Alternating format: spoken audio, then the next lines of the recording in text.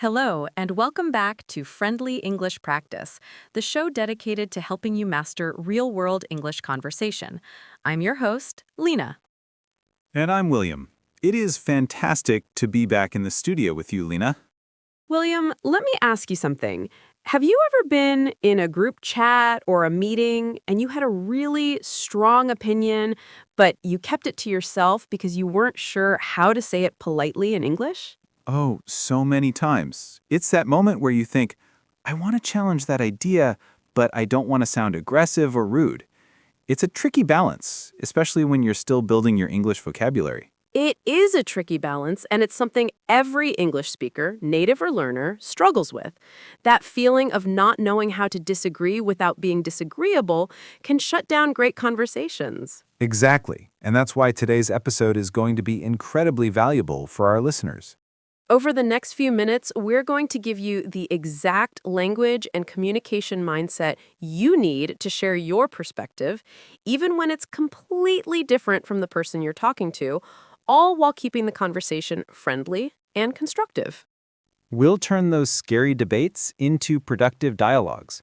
We've got 4 key sections planned, starting with the most basic but powerful skill.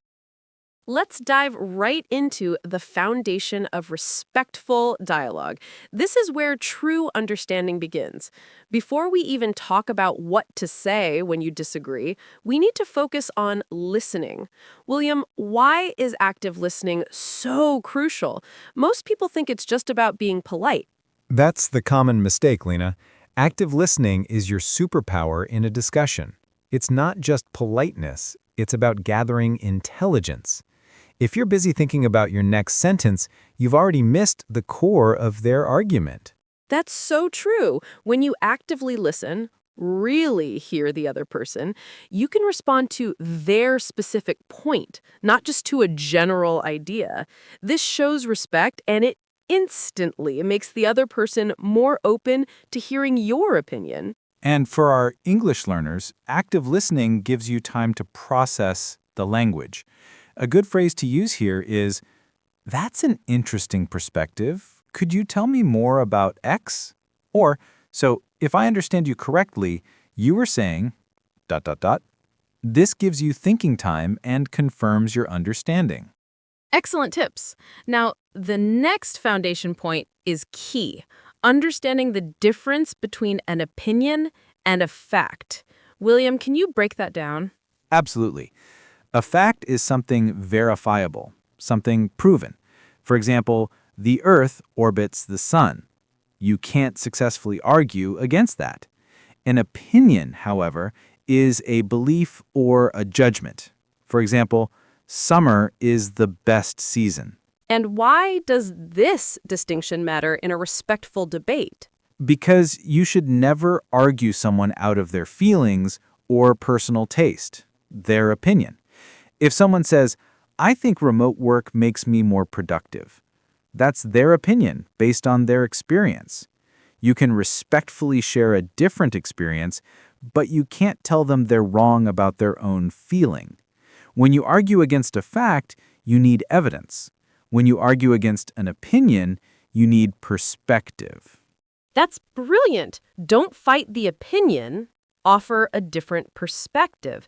And this leads us to our third foundation point, identifying your own biases. This is the deep work. A bias is a tendency to favor one thing over another, often without realizing it. For example, maybe you always prefer traditional methods simply because they're familiar. If you walk into a discussion about new technology with a hidden bias for the old way, you won't be open to truly listening to the benefits of the new way. The exercise here is to ask yourself before a discussion, why do I believe this so strongly? Am I basing this on solid information or just on what I'm comfortable with? Recognizing your bias helps you control your emotional response and stay respectful. So the 3 pillars are active listening, your superpower, understanding facts versus opinions, know what you're arguing about, and checking your biases, know why you believe what you believe. If you do these 3 things, you are ready for the next step, which is crafting your message with clarity. We've set the foundation by listening well and checking our biases. Now, William, how do we actually form the sentences to express our different perspective clearly but kindly? This is where we use the power of I statements. This is maybe the single most important technique for respectful disagreement. Instead of saying, your plan is bad, which attacks the person or their idea, you say, I feel concerned about the timeline of that plan. Ah, I see. You're focusing on your reaction or your perspective, not making a judgment about their idea. It sounds less confrontational. Exactly. I statements own your perspective without accusing the other person. Here are a few great phrases our learners can use. I understand your point, but my experience suggests I am not entirely convinced that X will work because I worry about. From my perspective, a better approach might be. Those are fantastic tools. It keeps the focus on the idea, not the person. And this leads us to the second point, framing disagreements as collaborative problem solving, not battles. Think of it this way. You are on the same team trying to find the best solution. You're not trying to win an argument against them. You're trying to win with them. So instead of saying, I win, you lose, you might say, how can we combine these two ideas? Precisely. Use language that invites cooperation. Try these phrases. How can we integrate both of our suggestions? Let's look at this challenge together and find a middle ground. My goal is to find the most effective solution. What if we tried X and Y? I love that shift in mindset. It changes the entire tone. Now, let's talk about word choice, avoiding absolutes and loaded language. Absolutes are words like always, never, must, and every. When you say, you always wait until the last minute, the other person immediately gets defensive because it's probably not strictly true. They can easily find one example where they didn't, and then they stop listening to your main point. Right. Instead of using absolutes, you should use qualifying language. Yes, use softer, more accurate words. Instead of, you must change this policy, try, perhaps changing this policy would be helpful. Instead of, everyone agrees, say, many people have suggested. And what about loaded language? Loaded language uses emotionally charged words to manipulate the discussion. For example, calling someone's budget idea reckless or stupid. This attacks their character and immediately escalates the conversation. Keep your language neutral, descriptive, and objective. So, to summarize this section, use I statements to own your feelings, frame disagreements as collaborative problem solving, and be careful to avoid absolutes and loaded words. If you master this, you are ready for the next level, navigating disagreement like a pro. So far, we've learned how to listen, check our bias, and craft clear I statements. But what happens, William, when the discussion starts to get really intense? Maybe someone raises their voice or the tone shifts. How do we de-escalate that? This is where we need practical de-escalation techniques. The goal is to bring the temperature of the room down, not match their energy. When you notice tension, the first thing to do is take a brief pause. You can use simple, neutral language like, that's a big topic, let's take a breath, or I want to make sure I fully understood your point. This redirects the energy back to listening. That pause is so powerful, it breaks the cycle of reactive speaking. Another technique is to validate their emotion without agreeing with their opinion. For example, if someone says, "This policy is an absolute disaster," instead of arguing the merits of the policy, you can say, "I can hear that you feel very strongly about this," or "I understand why you are frustrated." That validation is key. You're acknowledging their feeling, which is a fact for them, even if you disagree with the policy itself. This keeps the conversation moving forward respectfully. Now, let's talk about knowing when to stop. How do we know when to agree to disagree and when to delve deeper? It's a judgment call, but you should agree to disagree when the discussion becomes repetitive, emotional, or personal. If you've stated your best arguments and they've stated theirs, and neither of you is open to changing your core view, then it's time to respectfully close that specific debate. What are some friendly English phrases for agreeing to disagree? Great question. You could say, I think we might have to agree to disagree on this specific point, but I still value our discussion. Or, it seems we have different foundational assumptions here. Let's move on for now. Or, I appreciate you sharing your view. We clearly see this differently. Using those phrases is essential for maintaining the relationship even after the disagreement. Finally, let's cover responding to challenging statements without getting defensive. The moment you feel defensive, you lose control of your argument. If someone makes an absolute statement against you, maybe they say, "You only care about money." Don't react emotionally. Instead, respond with a calm question that redirects the focus back to the content. Like what? You could say, "Could you explain what part of my proposal leads you to that conclusion?"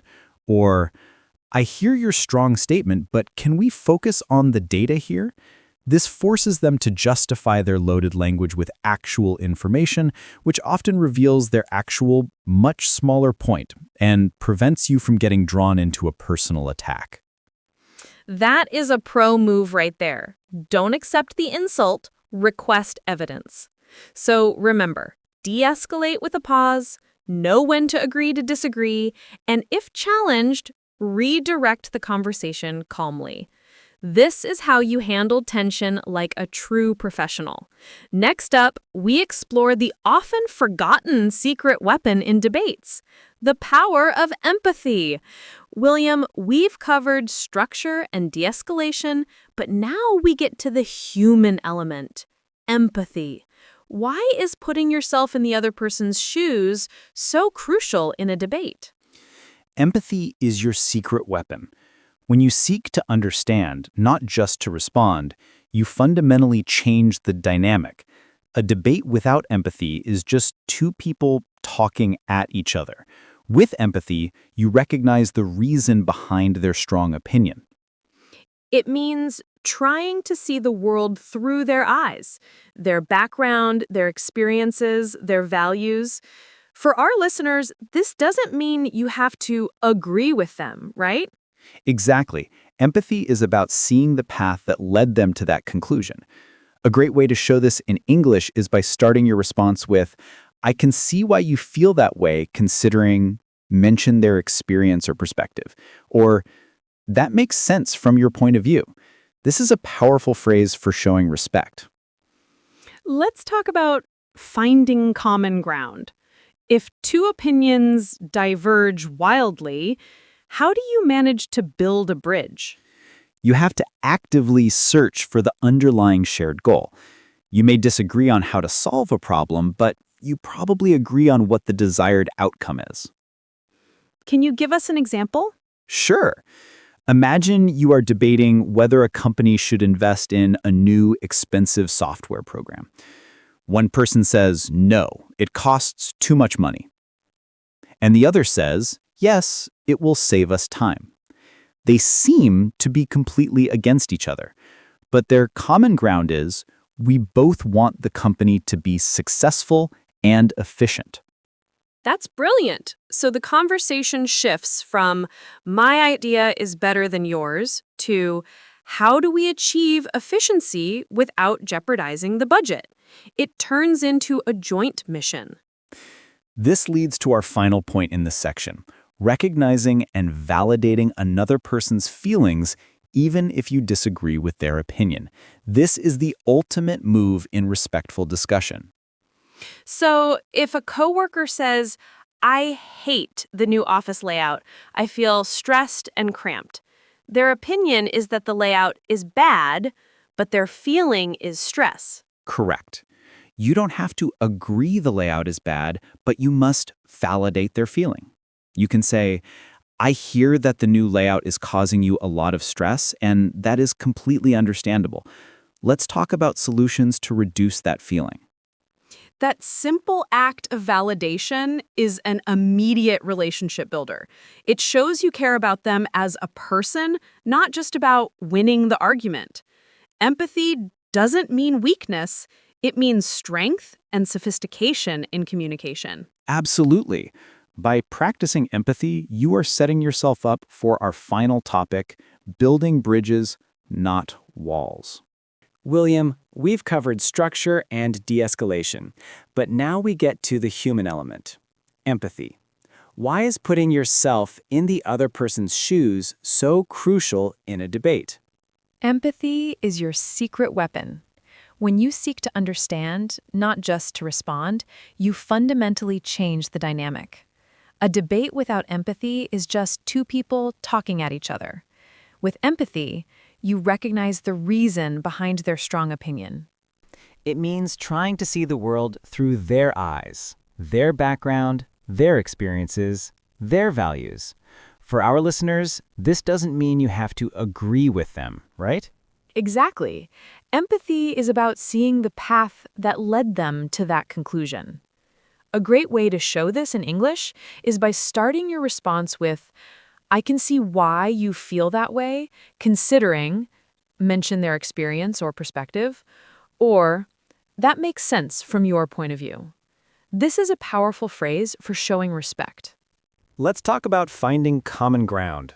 If two opinions diverge wildly, how do you manage to build a bridge? You have to actively search for the underlying shared goal. You may disagree on how to solve a problem, but you probably agree on what the desired outcome is. Can you give us an example? Sure. Imagine you are debating whether a company should invest in a new, expensive software program. One person says, no, it costs too much money. And the other says, yes, it will save us time. They seem to be completely against each other, but their common ground is we both want the company to be successful and efficient. That's brilliant. So the conversation shifts from my idea is better than yours to how do we achieve efficiency without jeopardizing the budget? It turns into a joint mission. This leads to our final point in this section, recognizing and validating another person's feelings even if you disagree with their opinion. This is the ultimate move in respectful discussion. So if a coworker says, I hate the new office layout, I feel stressed and cramped, their opinion is that the layout is bad, but their feeling is stress. Correct. You don't have to agree the layout is bad, but you must validate their feeling. You can say, I hear that the new layout is causing you a lot of stress, and that is completely understandable. Let's talk about solutions to reduce that feeling. That simple act of validation is an immediate relationship builder. It shows you care about them as a person, not just about winning the argument. Empathy doesn't mean weakness, it means strength and sophistication in communication. Absolutely. By practicing empathy, you are setting yourself up for our final topic, building bridges, not walls. We've reached our final section, and it's about looking at the long-term benefits of all these skills. William, why bother going through all this effort to have a constructive disagreement? Why not just avoid challenging conversations? That's a great question, Lina. Avoiding disagreement means avoiding growth. The long-term benefit of constructive disagreement is stronger relationships and better outcomes for everyone involved. When people feel truly heard, even if their specific idea isn't chosen, they remain committed to the team and they respect the final decision. It builds trust, not resentment. Exactly. Constructive disagreement shows you value the other person enough to truly engage with their thoughts. It's a sign of a healthy relationship, whether that's with a colleague, a friend, or a family member. These aren't just polite English phrases, they are tools for better human interaction. And the only way to truly internalize these skills is through practice. Don't wait for a huge, high-stakes debate. Start practicing these techniques in everyday, low-stakes conversations. For instance, instead of just nodding when your friend suggests a movie you don't like, try using an I statement. I love that director, but I'm feeling like seeing something lighter tonight. Or when you hear a strong opinion on the news, take a moment to identify the speaker's bias and search for the common ground that underlies the whole issue. That's right. It's the ripple effect. When you enter a conversation and model respectful disagreement, using empathy, avoiding absolutes, and validating feelings, you set a high standard.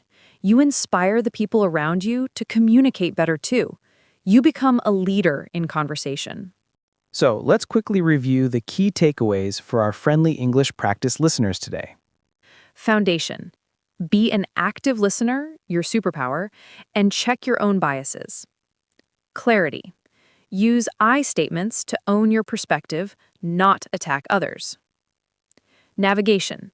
Know when to pause and use phrases to agree to disagree. Empathy. Seek to understand, not just to respond, and find common ground. Mastering these techniques means you are not just a better English speaker, you are a more effective communicator. Full stop. You will sound more mature and persuasive. That's all the time we have for today. We truly hope this episode helps you feel more confident about sharing your opinions respectfully and effectively in English. If you found this advice valuable and you want more friendly tips, please do 3 things to support friendly English practice. First, hit that like button right now. It helps other English learners find these essential conversation tips and strengthens our community. Second, we want to hear from you. In the comments below, share your favorite phrase for politely disagreeing. Which phrase are you going to start practicing today? Was it, from my perspective, or I understand your concern, but let us know. And third, if you haven't already, subscribe to Friendly English Practice for more easy English conversation lessons every week. We are here to help you grow. Thank you for joining us for how to share your opinion respectfully in English. Until next time, keep practicing, keep talking, and keep it friendly. Bye for now.